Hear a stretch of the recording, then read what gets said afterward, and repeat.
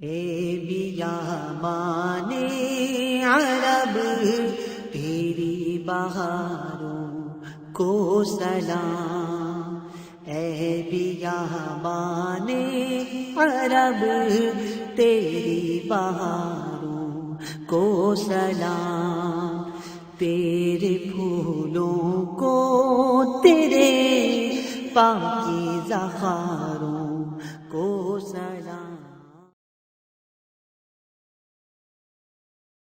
درسگاہ حضرت امام جعفر الصادق رضی اللہ عنہ۔ حضرت امام جعفر الصادق رضی اللہ عنہ کا حلقہ درس بہت وسیع تھا۔ بڑے بڑے ائمہ کرام علاوہ ایک ایک وقت میں 4 سے 5 ہزار طلباء ان کا درس سننے اور املا لینے کے لیے جمع ہوا کرتے تھے، اور ان کے گھر کے ارد گرد مدینہ طیبہ کی گلیاں بھی طلباء کے لیے کم پڑ جایا کرتی تھیں۔ پھر مجبوراً حضرت امام جعفر صادق رضی اللہ عنہ کو اپنی درسگاہ کو پہلے تو جبل احد کے دامن میں منتقل کرنا پڑا، پھر جب وہ جگہ بھی ناکافی ہو گئی تو انہیں اپنی درسگاہ مدینہ طیبہ کے شمالی منطقہ العرید میں منتقل کرنا پڑی۔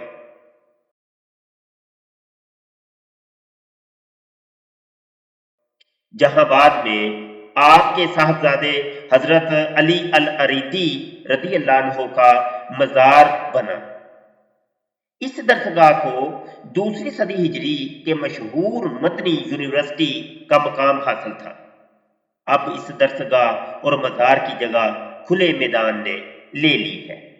ویڈیو کے اندر آپ کو کچھ تصاویر دکھائی جا رہی ہیں جو کہ حضرت امام جعفر صادق کی اس عظیم درسگاہ کی اور حضرت علی العریدی جو کہ ابن امام جعفر صادق ہیں ان کے مزار کی تصاویر ہیں۔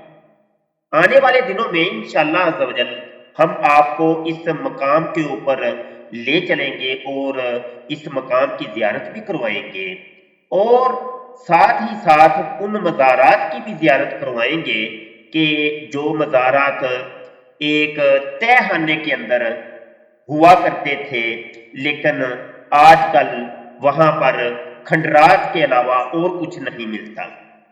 زیر نظر تصاویر میں حضرت علی العریدی جو کہ امام جعفر الصادق رضی اللہ عنہ کے فرزند ہیں، ان کا مزار مدینہ طیبہ کے شمالی مضافات میں واقع ہے، وہ آپ کو دکھایا جا رہا ہے۔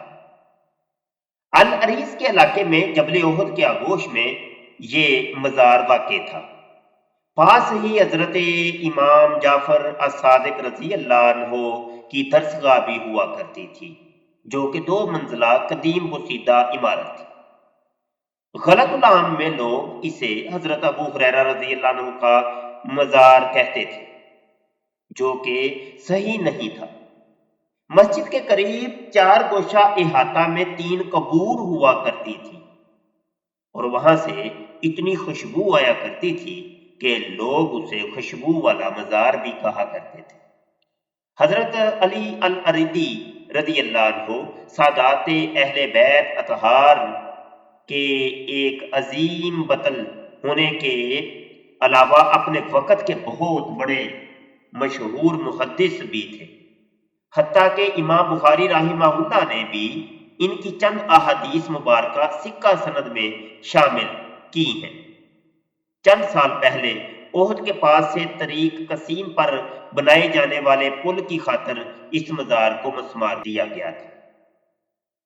ہمارے چینل کو سبسکرائب کر لیجئے، بیل آئیکن پر کلک کر لیں تاکہ جب بھی ہم آپ کو اس عظیم مقام کی زیارت کروائیں تو آپ تک اس کا نوٹیفیکیشن موصول ہو جائے۔